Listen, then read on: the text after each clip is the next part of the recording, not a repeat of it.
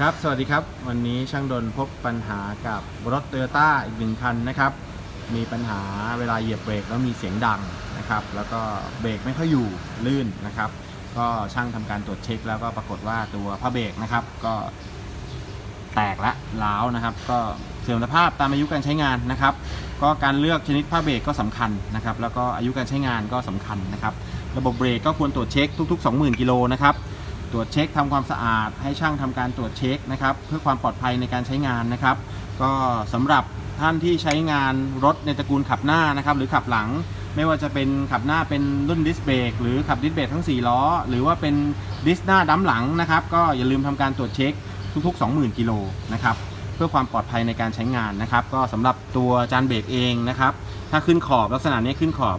ก็ควรจะล้างหน้าจานเบรกหรือเจียจานเบรกนะครับแต่ถ้ายังไม่ขึ้นขอบก็สามารถใช้กระดาษทรายนะครับรูปได้นะครับแต่ถ้าเกิดว่าขึ้นเส้นอย่างนี้